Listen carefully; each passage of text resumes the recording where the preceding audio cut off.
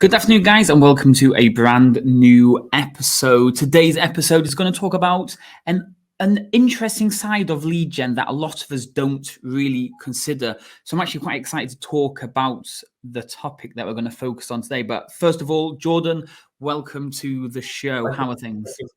Thank you for having me. Nice. So we were just chatting before we got started, and you mentioned that this was your first ever podcast. Second podcast. Yeah. So anybody that is listening and Jordan kind of just rambles on a little bit, do forgive him. Maybe he's just too excited and he just needs to get used to kind of doing these type of things. Cool. Okay. And one thing we need to make clear, unfortunately, everybody, Jordan is a Leeds fan.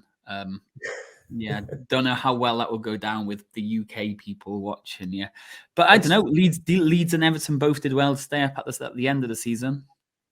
Yeah, no, it was. I'd say lucky from both teams. Both teams had a bit of a stint where there just was no good whatsoever, and obviously Everton managed to pull away at the last minute, and Leeds just got out of that at the final day, very luckily as well, I would say. But I'll take it any day. Yeah, the main thing is we're both in the Premier League next season, so we can hopefully kick on and move forwards from there. Yeah, hopefully. Cool. Okay, so before we dive into referrals and loads of different stuff like that to help generators leads away from like paid and organic stuff, how did you get into the fitness industry, and maybe how have you got to where it is you are now? Yeah, no, that's quite a story, to be honest. So I used to be overweight. I used to drink a lot. Regrettably, I'd say I used to do a lot of drugs and stuff like that. Things I'm not wholly proud of, but also what are an important part of the story, I guess. And I just used to struggle with mental health completely. I used to hate how I looked in the mirror. I really used to just struggle with everything about who I was and what I was trying to do, I guess. And it was just at one point, I'd never really been to the gym or anything like that. And I was like, something needs to change here. Something really, really needs to change. So I started just training. I started getting into fitness and nutrition and all that type of stuff. It took me a while, a few diets that didn't really work, but eventually I managed to build a lot of habits that progress me forward and lose the weight. And as I did that, I just never looked back. My confidence skyrocketed. I felt like a new version of myself. I just felt really good about who I was, what I was doing, and I wanted to help other people. So I got into becoming a personal trainer. I went to college for about 6 months to do a personal trainer course. And that was when I started getting into the fitness industry from there, working in gyms, building a small personal training business from there. And that's how I got into it. That's how I made my, I guess, mark on the fitness industry and started bedding myself in there. So right now you're not in the fitness industry technically anymore. You're not a fit pro anymore. Yeah, not per se. So since doing certain things, I've just managed to kind of like grow out of doing that because it was just something that I was loving doing it. Trying to build an online, obviously the pandemic didn't help. That kind of sped a lot of things up for me. And just in the last year, I was running my own business, but in the last year or so, I've been offered certain opportunities just in my life that I haven't really been able to turn down because of where I was and where these opportunities could take me. So that's why I'm not in the fitness industry per se anymore, but I am also in the fitness industry because I work with fit pros. Nice. So what is it you do right now? What is kind of like the title? Because the title blends well into what we're going to talk about. Yeah, so I'm a referral program manager for a couple of companies. One of those companies being a business coaching program that teaches coaches how to build sustainably successful businesses. By joining for my own business in there is how I got that position. And I'm also a referral program manager for another company that helps teach people how to lose weight sustainably as well. So that's something that I've got into. So I am technically still in the fitness industry, just in, I guess, not the normal capacities that a lot of other people will be in as well. Yeah. And that, like you say, that's the power of networking. A lot of us kind of don't consider it that way. Going into somewhere, learning something, getting to know people. And like you say, from that, you've been offered the opportunity because of where you were. Yes. So we all need to get out there a little bit more, network, communicate, talk to more people, because you never know what success you might get from it. Yeah. No, that's exactly it as well. Everything just comes back to building relationships, like a little bit how we've met and how I'm on this podcast now. It all comes back to those relationships that you build. And like you say, David, networking, you never know who you're going to meet. You never know if they can help you. You never know if you can help them, and vice versa, really. And that's like you can never really have too many relationships, can you, with people? Right then. Okay, let's go back to that title. You were a referrals manager specialist. Is that what you said your title was? Yeah, it's something I've been doing for about 4 months, to be honest. It's something I'm learning as well while I build in the process. But what I've learned massively about referrals is that most people just don't have a structured referral program. And that is the point. Like, the word is structure. Most people kind of just ask for referrals on the fly, as people come in, and there's no real process for how to ask for those referrals, when to ask for those referrals. So excuse me about that. But there's no real process of how they can ask for those referrals, the timing of asking for referrals, and how they can really leverage it. It all comes back to structure. And if a lot of people are asking for referrals without any structure, then the results that they're getting through that aren't going to be as well as they would get if they leveraged an actual structure by building one out. Nice. And I think referrals is also one of those things that most people are a little bit maybe afraid of. Yeah, I no, think for it's sure. afraid to ask the question to a client. Yeah, no, it is. And it is. And like before I've started getting into this as well, I used to try and ask for referrals in my own business back when I was, personal training and building my online business. And it was something I never managed to leverage, to be honest. It was something that I always struggled getting in terms, but that was because I would imagine as well, looking back, that was probably because of the awkwardness I felt while asking for one. It doesn't come across energetically right. And it kind of creates a bit of a whirlwind where you sat there wanting to ask for this referral, but you don't know when the right time is. You don't know exactly how you can ask. You don't know if it sounds really strange. And I think it can be a hang up for a lot of people and hold them back from being able to really maximize the business through referrals, because referrals are just a great way of doing that. I mean, if you've got 10 clients and you've got one successful referral from every single one of them, you've doubled your client base, you've doubled your revenue. And that's the same with no matter how many clients you've got. So if people don't have a structured referral program, it's definitely something to consider, because they're missing out on a lot. Okay, so what we're going to talk about today and the processes and the other stuff that we're talking about then, could this also be used for success stories? Because I know, again, a lot of fit pros struggle with those two main things. They ask a client on the way out, are you okay to give me a Facebook review? Or are you okay to do a quick video to say how well you've been doing? And the client says yes, and 6 months later, there's still nothing being delivered. Like the same for referrals. So is this process, could this work for both referrals and success stories, before and after pictures, Facebook reviews, and so forth? Yeah, absolutely. Because I think when you've got that structure, then things just become easier. It becomes more aligned. It becomes more energetically vibrant and familiar with you. So then it gets to the point where I think a lot of the issue that people have is that it's the awkwardness that comes across as you're asking for these sort of things. And that's the same with testimonials and referrals, testimonials as well as referrals. Sorry, like there's an awkwardness, I guess, about asking for those. When you, for example, coach someone for 6 months and they've got a great result, it shouldn't really feel awkward to ask for a testimonial or ask for a referral, but so many people still struggle with that. And I think that's a big issue and a big mindset issue as well. I think it's a structural issue as well in terms of how you're coming across and doing that. Nice. Okay. So can you run us through maybe some of the incorrect techniques before we dive into the correct techniques? So it could be like, I've just trained you, we've done a great session. You're walking out the door and like, Jordan, stop. Do you know anybody that would want to come? I'm guessing I that's would say that's a bad technique right there, because you're kind of letting them walk out the door. Like, one of the ways that is a really good idea to ask for referrals, it's something called trigger questions. And the way I've built the referral program in the companies that I've built it in is I've read numerous books. There's no need for you guys to go out and read these books. I will give you all the information that I've learned from reading those and taking action and building it.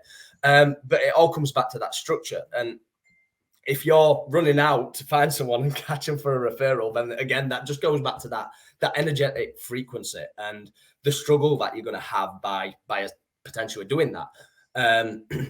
One of the best ways to leverage referrals is through something called trigger questions. So for example, you could go to someone and say, hey, how are you doing? How are you finding this? On a scale of 1 to 10, like, how are you finding the coaching program that we're providing you? And if they say something like a 9 or a 10, they're basically just opening the door and saying, like, ask me for a referral. You know, they're giving you some feedback of how your program's brilliant. So that's like a perfect time to ask right there, in terms of referrals. That's just one of many ways that you can leverage that in a way that makes it feel more aligned. It feels easier. And I think if we always come at it from the mindset of, you know, we want to help more people. And that's the big thing about the coaching industry, isn't it? Everybody wants to help people. Everyone wants to help people change lives. And that's what I hope everyone's in this business for, to help people change lives.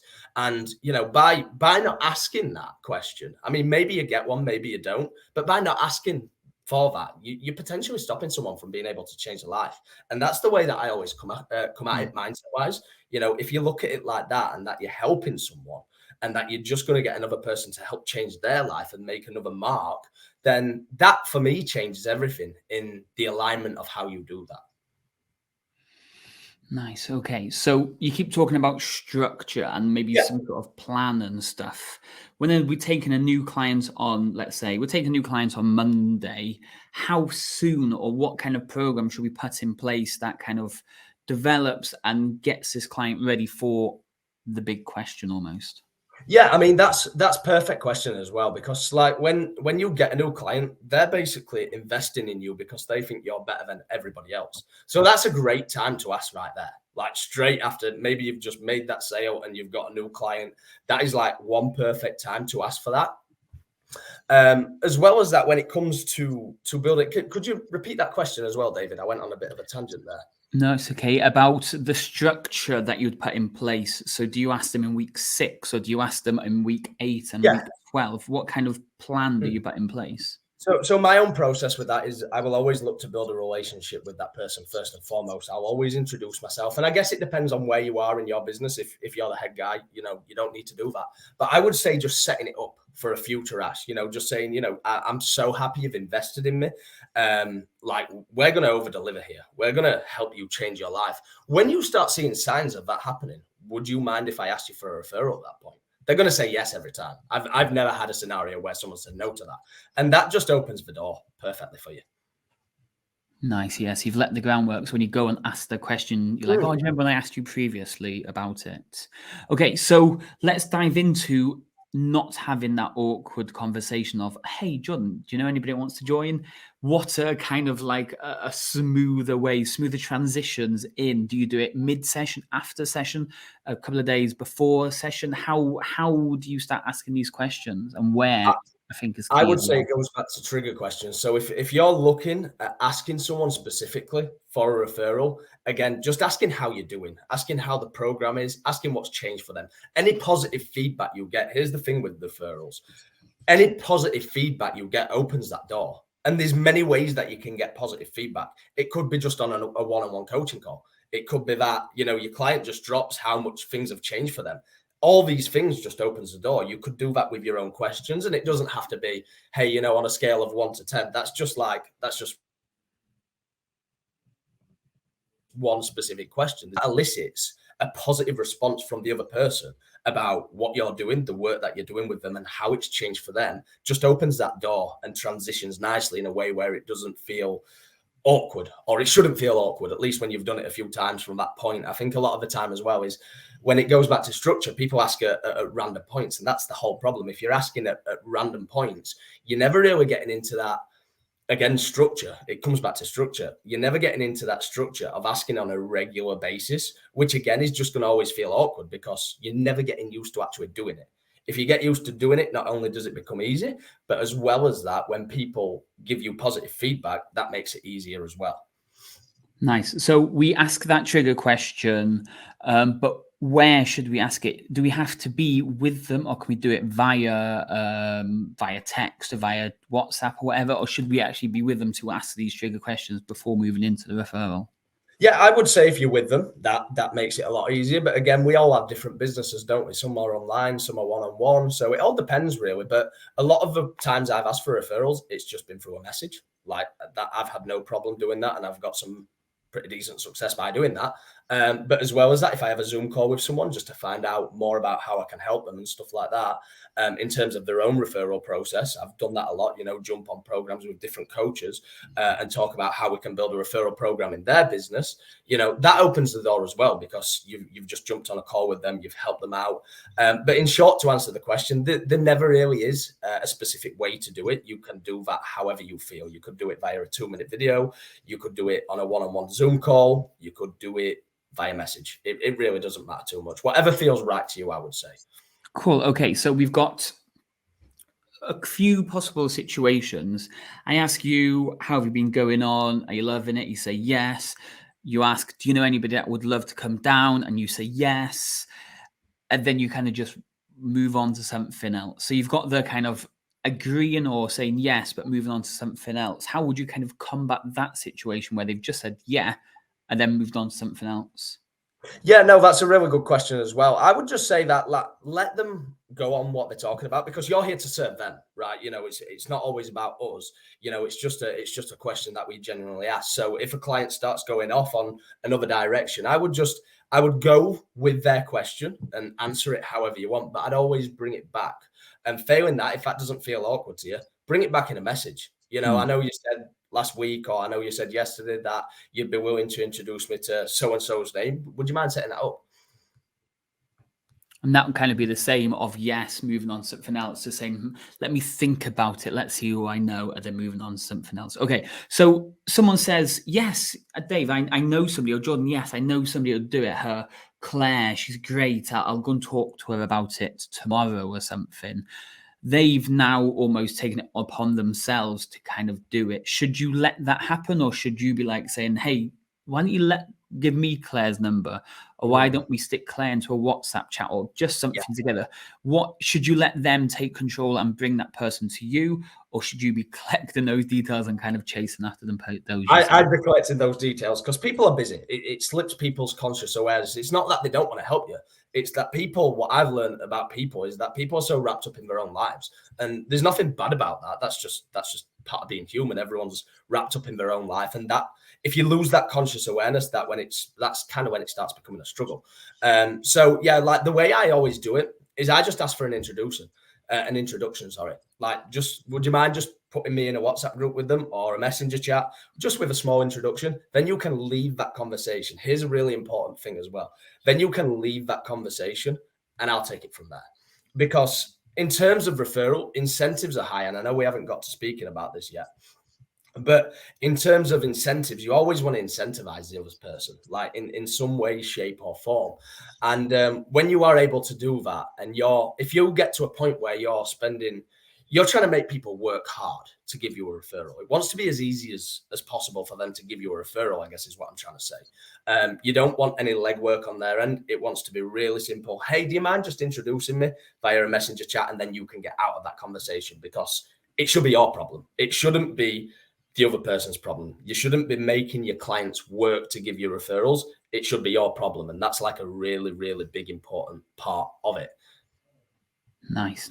Okay, so they said, yeah, hey, Jordan, I can't put you in the chat for whatever reason. Here is their phone number. Here's their text message. So they've not actually put you in the chat with them. They've just given you their contact details. This kind of goes a little bit away from the whole referral thing, because you now have their contact details. Yeah. How do you frame that first message? Not to sound like, I'm just going to spam you because your friend gave me your number. Yeah. How do you make it sound like genuine? Your friend was really saying how great you'd be or something. How would that work? Yeah, the way that I would ask that is, if you've got a really good relationship with your client, is just to sort of pre-qualify with them. If they've got a really good relationship with that person, there's a good chance that they're going to see them. And like, there's no rush in this process. It takes time. And that's the entire point of it. So maybe they could go and just say, hey, I've been working with this coach. It's great. I don't know if it's for you or not. If not, would it be okay if I gave him your number? from that point, you have an opening to ring or message that person at that point. But yeah, you are right. If they was to just give you that number and we're like, just give them a ring, but they've not pre-qualified that with them or anything like that, it's going to look bad on them and it's going to look bad on you. And I don't think they want that either, especially if they've got a really good relationship with that person. It's a good friend of theirs or something like that. What I found in the process of me doing this is that people will always usually like pre-qualify it with that person, just make sure it's okay. And then when it's okay, they give you the go ahead. Nice. Okay. So like you say, they've given you their number and you maybe just said to them, just let them know I'm going to give them a call or give them a text. Or like you say, the best possibility is they actually put you in a chat and then you can have that conversation. So you've got a client who come in, let's say they pay £100 a month, but they've been with you for 3 or 4 years and your pricing has actually gone up to £150, £200 a month now. And you're talking to them, hey, do you know anybody that want to give you a referral, blah, blah, blah.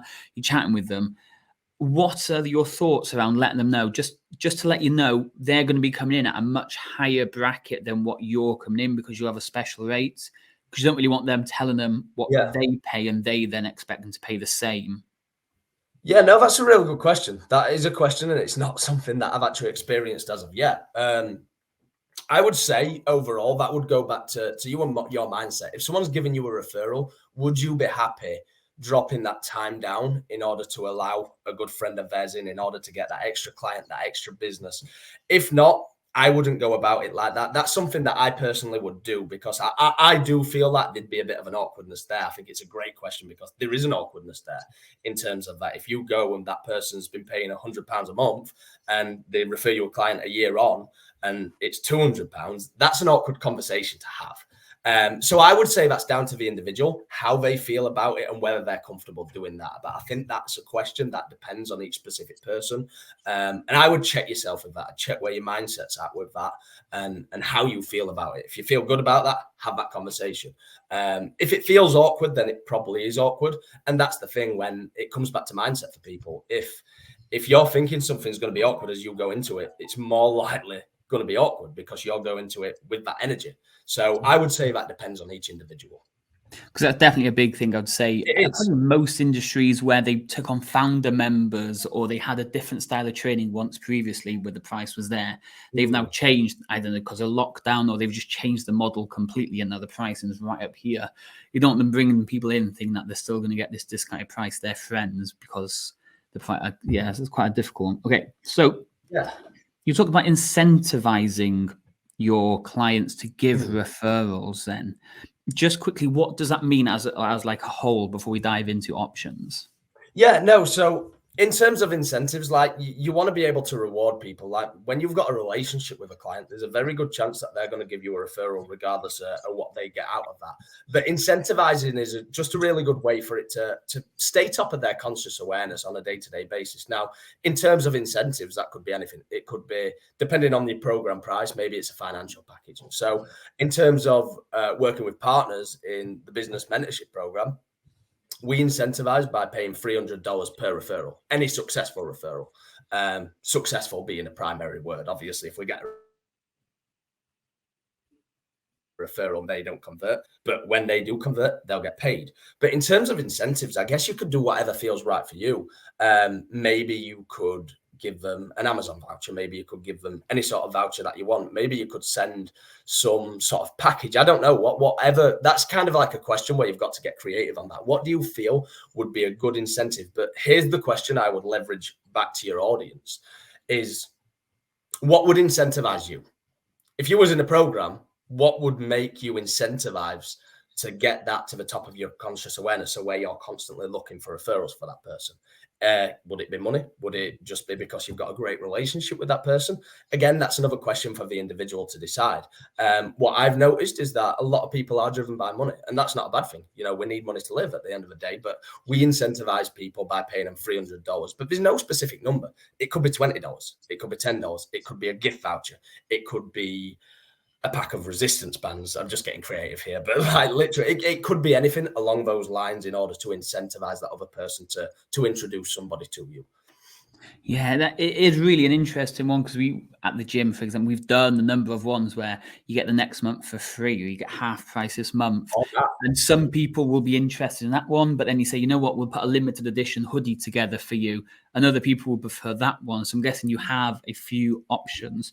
And that then goes back to the next question, is publicizing it. Do you have a big board on the wall in your studio, maybe in your welcome pack, that says, hey, you know what, if you refer a friend, you get this. If you refer 2 friends, you get this. And you refer 3 friends, you get this. Or do you only do it as like a surprise after they've referred somebody? Yeah, no, that's something that I would say that you want to let them know straight away, in terms of, because you want them going out looking for referrals right away as soon as they're happy with your program and what you're creating. So, like I said, the way I usually do it is, if a new client comes in, I'll introduce myself to that person. First and foremost, it goes back to relationships. So I'll see what I can do for them first and foremost. But when it comes back to that, I do say, hey, we're going to over deliver the hell out of this. Like, it's going to be great. You're going to love it. When that happens, would it be okay if I ask you for a referral? But there are numerous ways that you can do it. And that's another way that you could do it as well, in terms of having it in a welcome pack and just sort of pre-qualifying that as well. So, for example, on Partners, it's a group coaching program. So we have probably around 50 coaches on each call, and we announced what we was doing, just to put it to the top of people's conscious awareness. But I would say you want to put it to the top of people's conscious awareness, and there's a numerous amount of ways that you can go about doing that. Maybe it is in a welcome package, maybe it's introducing yourself to that client as they come in, and just sort of pre-asking them, hey, down the line, when you're happy with what we're doing and you've seen results in your life or your business or whatever you're working with that client on, would it be okay if I ask for a referral? So there are a numerous ways about how you can go about doing that. And again, a lot of it does come down, and I know I've said this a few times, but it really does come down to that individual. What do you think's best? What would you feel more comfortable doing? What feels more aligned to you? And I think it's one of those answers where, like, I say it, and I don't mean to come across as grandiose by saying it, but it is the answer. You know, like, what do you want to do? What feels good to you? Okay, so through the call, you've mentioned this one specific word a few times now, and I'm a little unsure about where this fits into referrals, and that is mindset. How can you keep mentioning it so much? How is this going to play such a big part in helping you generate more referrals? Well, it comes back to everything. You know, if you feel awkward about approaching someone for a referral, that comes back to mindset. And if you feel awkward about that, it's probably going to come across as awkward. You know, if you're on a call with someone and you're going to ask for a referral, and your heart starts pumping, you start getting sweaty, you start getting butterflies in your stomach because you're going to ask for that referral, and you know in your head that's what you're going to ask, it's more than likely going to come across awkward, because there's something that's not in alignment in your head with how you're asking for that. So if you get that right, and you look at it as you're coming across to help this person and help their exact person, then that's going to flow much easier. The energy that you come across asking for that referral from is going to feel more aligned. It's going to be noticeable in terms of the alignment with them. People notice when you feel awkward. That's been my experience. Like, in terms of calls, when you're new and doing something, you're going to feel awkward. That's fine. You've got to get reps in. But ultimately, you don't want that awkwardness to sit. You want to get those reps in so that it does become normal, and it does become aligned with how you feel and how you're wanting to think. So if you feel aligned and asking for a referral, then you're going to have a higher success rate. You're going to feel better about it. You're going to do it more because it feels good. But if you don't feel great about it for whatever mindset deficits that you've got with that, then that's going to be a problem. You're not going to ask for it, or you're going to ask for it in a way that feels awkward, or just the energy is not going to be right as a whole. Nice. Okay, so let's go on to a very interesting issue when it comes to referrals. If I need my garden cutting, I will get a gardener in, and he says, do you know anybody that needs their garden cut? And you'll mention a couple of people like that. But there's going to be times in businesses where people don't actually want people to either know about you, or they just don't want to share what they have with you to other people. Let's say the gym, for example, it's their special place. It's their place to get away from family and friends and all these people around them. So when you say, hey, how have you been getting on? They say, yeah, I love it. It's changed my life and everything. would you know anybody that wants to join? And they'd be like, yeah, but they probably wouldn't even say. They just wouldn't want to let people know about this amazing thing that they have because they want to keep it to themselves. Yeah, no, it's a really good question. I would say that not everybody's going to want to give you referrals. Not everyone's going to feel good about it. And that's, from my experience, that's a normal thing. Honestly, it sounds harsh. I just let those people get on with it, because if someone's got some sort of issue with that in terms of giving you that referral, it's probably going to stay. Either they have to work through that barrier themselves, or it's just going to stay there. So in terms of it, like in partners, we've got 100 people. Not every single person's given me a referral. A good numerous amount of them have, however. So I think that's always one way to look at it as well. You know, these are human beings we're dealing with. They have different thoughts, different emotions, different feelings, and you actually never know what's actually going on in their brain. And if people feel awkward about it, I do not continue that awkwardness. You know, I kind of just let them get on with that. Nice. Okay, so I've asked a load of questions now, things that maybe experiences that I've gone through or things that I know Fit Pros would need. Is there any questions you think maybe I haven't asked, which I should have asked around the topic of referrals? I mean, there's a big caveat with it, because there's quite a few layers to it. And I mean, we've covered a lot of the layers in here, but there's also numerous ways of going about it. So one of the good tips I would say that I would put across is that one thing I've learned through doing it is that while you've got a good relationship with a client, the person that they are referring has an even better relationship. So while that client really cares about you and your business and what you're doing, they care way, way more about the other person that they're referring. So I always make it a mission to update people constantly on where their referrals are at.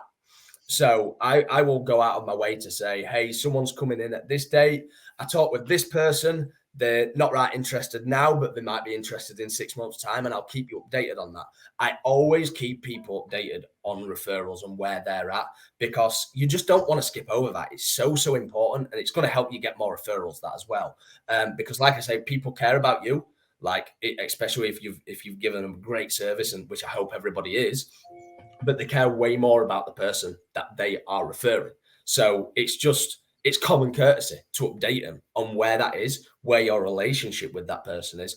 And again, it's not something to take lightly. People are giving you a relationship they've got with a person, and they're putting that relationship with that person in your hands. So that needs to be taken very seriously. Something I hadn't thought of, that you just kind of said something and it kind of brought it to me. So I say, Jordan, I've got this expert person. She'd love to come down, or he'd love to come down and train with you.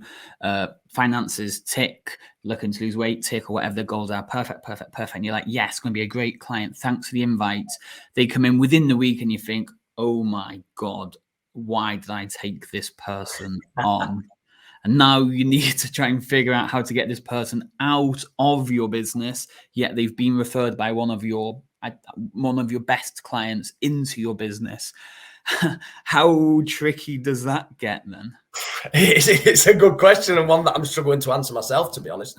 But you're right. It's something that could very real happen. I'm going to have to think on this.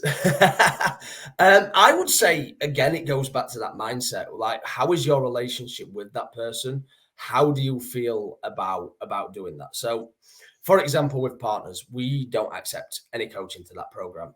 We have a full sort of pre-qualifying system in terms of them coming in.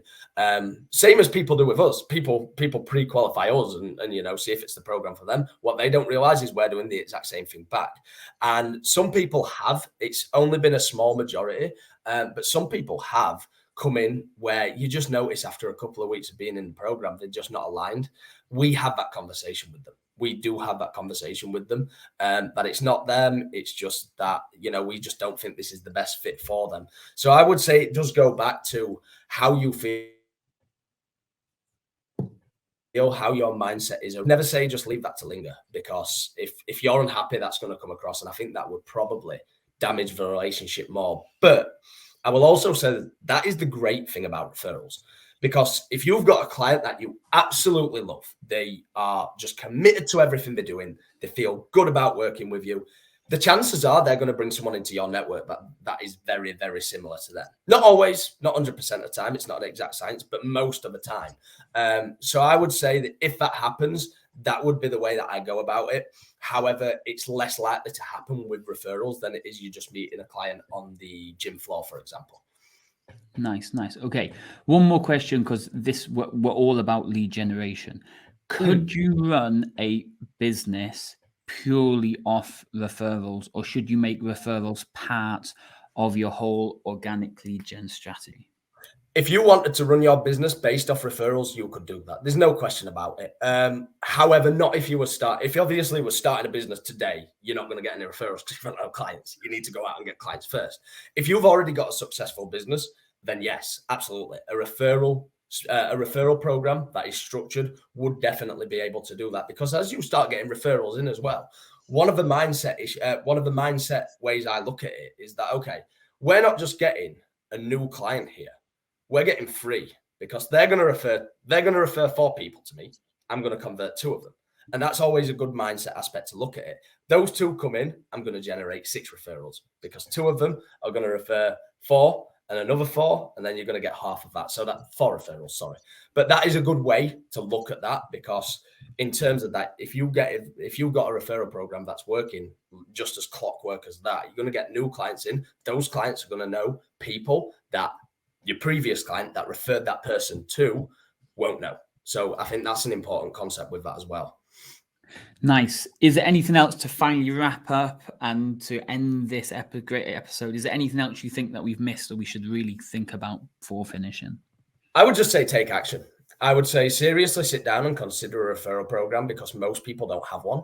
And if most people do, they don't have one. They might think they do, but they don't, because they're blindly asking for referrals, and there's no, as I said a million times in this podcast, no structure. So I would say that it goes back to just taking action. You know, referrals are so powerful, so powerful. In terms of that, like I said, if you've got 100 clients and you've got 1 successful referral from each and every one of them, you've made them in, you've doubled your business, and you've helped more people as a result, which is the most important thing. So it's something I'd definitely consider. And some people also just want to go about things their own sort of way, in terms of like, is this right for me right now? Or do I want to do this in 6 months' time? Again, that's a you question, but I would seriously sit down and consider building a referral program, because when leveraged and when structured properly, it can be a great source of lead generation.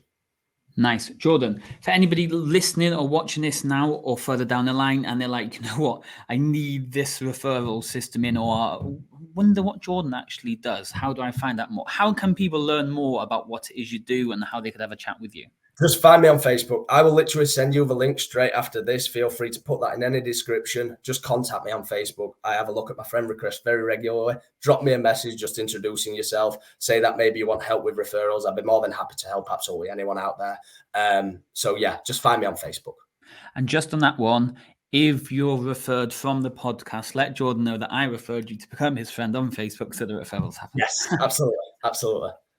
Jordan, I appreciate you coming on today, and hopefully we'll get you on a couple of months down the line to learn a little bit more about referrals. But no, thank you for coming on, and I'll speak to you soon. I'd love to. Absolute pleasure, David. Thank you.